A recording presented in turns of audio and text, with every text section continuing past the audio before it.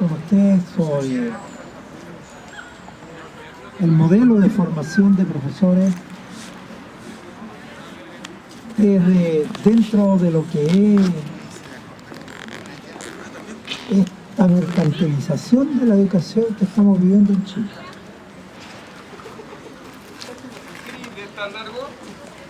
Entonces, yo quisiera partir dando algunos antecedentes que tal vez sea importante que ustedes conozcan. Algunos antecedentes históricos. El primer antecedente es que en el año 1849 se crea en Chile, 1849, se crea en Chile la primera escuela normal, que se llamaba Escuela Formadora de Preceptores. Esta escuela normal formadora de preceptores tenían como propósito formar preceptores que se preocuparan de dar la educación popular o educación común que requería la sociedad chilena. Esta escuela de preceptores tuvo como orientaciones fundamentales todas las ideas liberales y las ideas fundamentalmente de Rousseau. Y llegaron a Chile a través de una figura que supongo que ustedes habrán oído hablar o leído en algún minuto, que se llamaba Domingo Faustino Sarmiento, un argentino. Bueno, el Domingo Faustino Sarmiento creía fundamentalmente lo mismo que Rousseau, que la tarea de los preceptores, de los profesores primarios, era civilizar al pueblo, rescatarlo de su condición de barbarie y formarlo dentro de los valores que en ese momento se llamaban valores de virtudes ciudadanas. Así se llamaba, virtudes ciudadanas.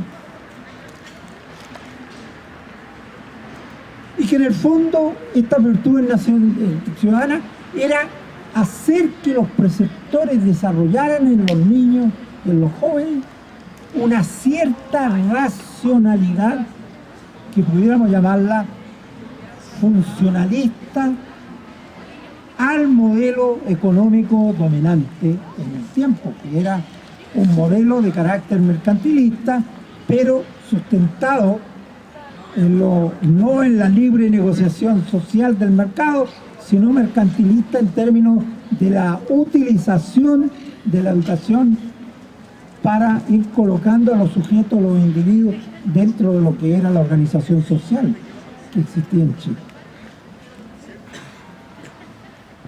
Bueno, en el año 1898 se crea en Chile el Instituto Pedagógico. Este Instituto Pedagógico, ¿no es cierto?, se crea en el año, claro, estaba en otro espacio físico, no estábamos acá. Pero lo interesante es que el principal gestor de la creación del Instituto Pedagógico fue un ilustre rector de la universidad, Valentín Letelier, que no encontró nada mejor que traer un grupo de especialistas alemanes que vinieran a instalar a Chile lo que era la formación de profesores. Pero trayendo el modelo alemán, el modelo de formación de profesores en Alemania. ¿Y cuál era el modelo de formación de profesores en Alemania?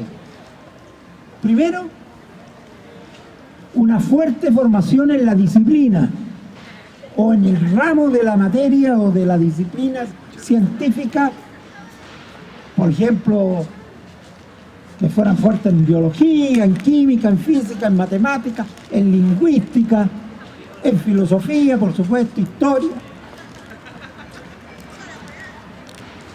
Y un complemento a esa formación de la especialidad que llamaban didáctica y que consistía en entregar metodologías para saber comunicar la disciplina.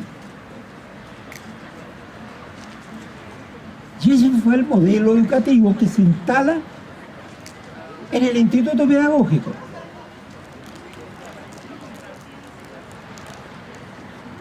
Y se organiza el Instituto Pedagógico sobre la base de unidades disciplinarias que más tarde, cuando pasan a formar parte de la Facultad de Educación, pero mucho más tarde,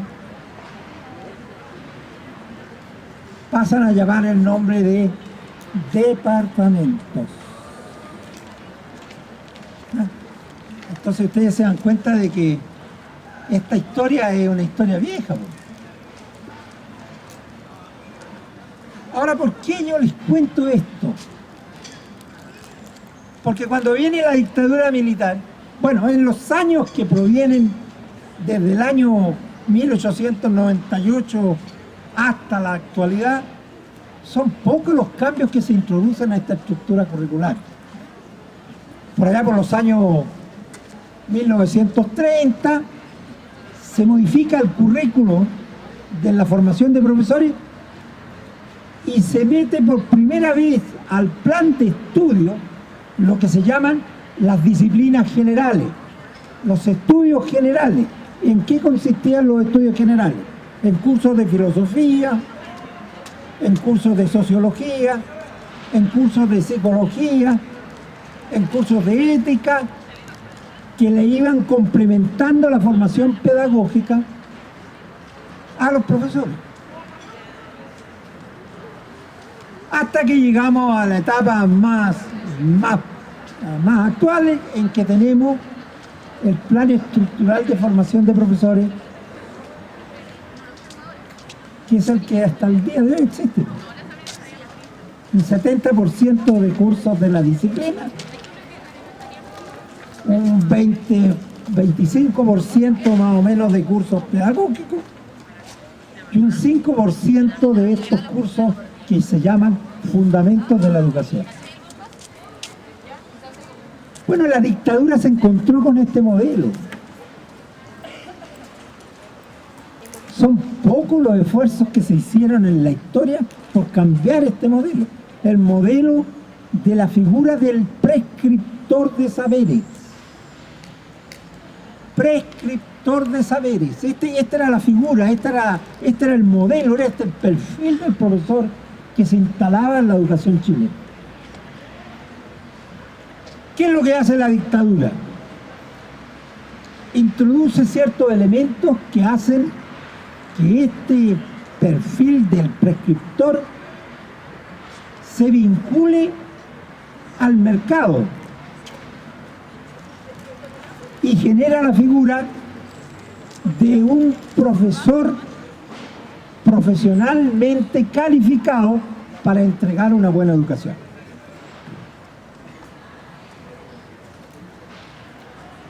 O sea, la dictadura mete al proceso de formación de profesores un concepto que es clave: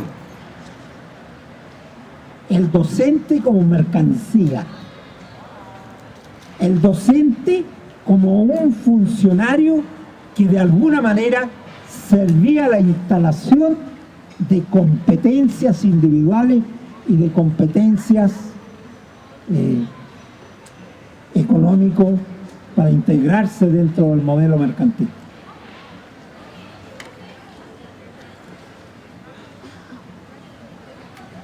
Pero no modifica fundamentalmente la estructura de la formación de profesores. La dictadura acepta esta estructura, pero hace una distinción. Aquellos profesionales que reunieran el perfil de un buen profesional de la educación no iban a ser formadas en las universidades públicas, sino que iban a ser formadas en las universidades privadas. Y entonces introduce al concepto de docente mercantil el concepto de un profesional de élite que educa para la élite. Y por lo tanto, no interviene lo público. Y al contrario, empieza a exigirle a lo público estándares de desarrollo que corresponden a la visión privada de la educación. A tensionar el proceso formativo de lo público.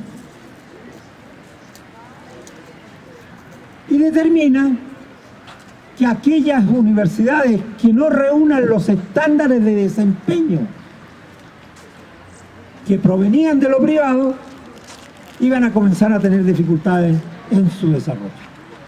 ¿Qué hicieron las universidades públicas? Primero, eliminaron las carreras de pedagogía de las universidades. Todas las carreras de pedagogía fueron canceladas, porque como no tenían recursos para invertir en la formación de profesores, dijeron, nos estamos quedando con un cacho económico que no nos va a dar posibilidades económicas de continuar autofinanciando. Y entonces en plena dictadura comienzan a formarse lo que se llamaron las academias pedagógicas, separadas de las universidades. Y estas academias pedagógicas comienzan a desarrollarse en una primera instancia como instancias casi técnicas de nivel medio, en que recuperaban la enseñanza de profesores en la misma estructura curricular que habían tenido en las antiguas universidades.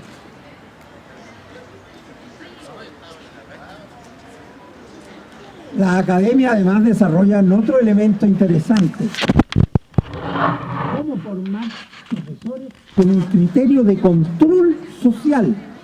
Esto es, dicho en palabras simples, soplones de la dictadura. Las academias comienzan a formar profesores para denunciar cualquier manifestación crítica, tanto de los docentes de las academias como de los estudiantes de la academia. Y este elemento de control social comienza a actuar también en el sistema escolar. Y por eso que hay un triste periodo en Chile durante el tiempo de la dictadura, que va desde el año 1975 hasta el año 1980, por lo menos, en que el gobierno militar, la dictadura, desarticula todo el proceso crítico de las universidades y le quita el financiamiento a todo lo que podían ser actividades académicas críticas o científicas e independientes.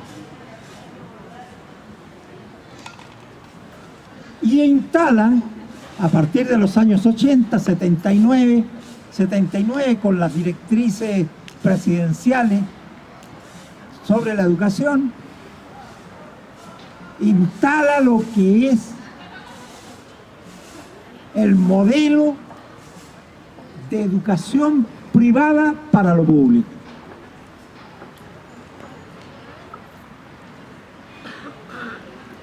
Entonces, en este modelo privado de lo público comienzan a generarse lo que hoy día vivimos con tanta angustia. Uno, los sistemas nacionales de evaluación. Curiosamente, fíjense que el CIMSE se genera en la dictadura, pero quien lo pone en práctica son los gobiernos de la Concertación.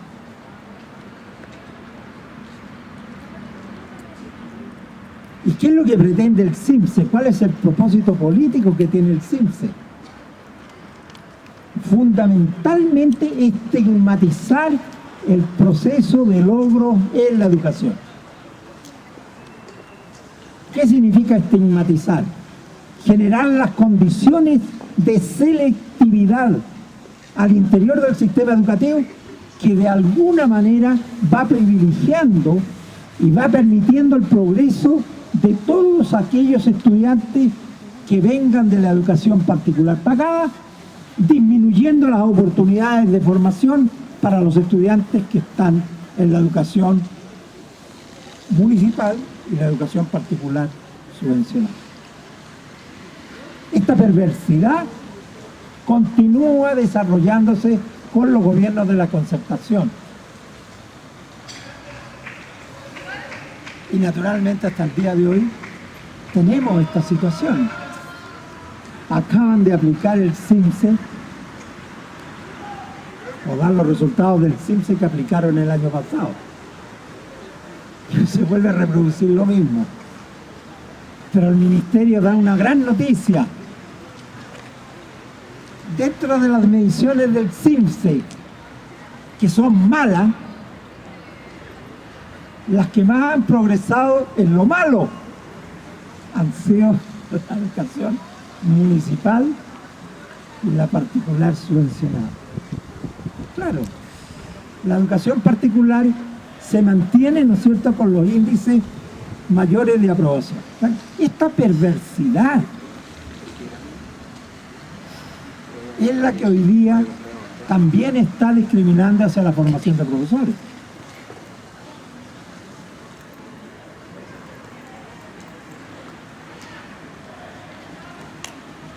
Ahora, ¿cuáles son las consecuencias de esta existencia, de este modelo estructural de la formación de profesores sustentado en lo que es la formación disciplinaria por un lado y por otro lado la formación en fundamentos de la educación y en ramos pedagógicos y prácticas pedagógicas? Es lo que yo les decía el miércoles pasado. El primer resultado es la fragmentación del conocimiento, la fragmentación del sujeto y la fragmentación de la realidad. O sea, en la racionalidad técnico-instrumental en la que estamos, se fragmenta el sujeto y se tiende a incentivar el éxito individualista en cada una de estas parcelas de la cual se fragmenta el conocimiento. Entonces, queremos ser buenos estudiantes de filosofía, buenos estudiantes de castellano, buenos estudiantes de historia, buenos estudiantes de música, y nos destacamos y luchamos por ocupar los primeros lugares y ser destacados en nuestra disciplina. Pero pedagógicamente somos un desastre. No sabemos integrar conocimiento, no sabemos integrar la función formadora con la función política ciudadana. No sé si les contaba a ustedes, o en otro grupo que estaba trabajando, en la Universidad de Playa Ancha,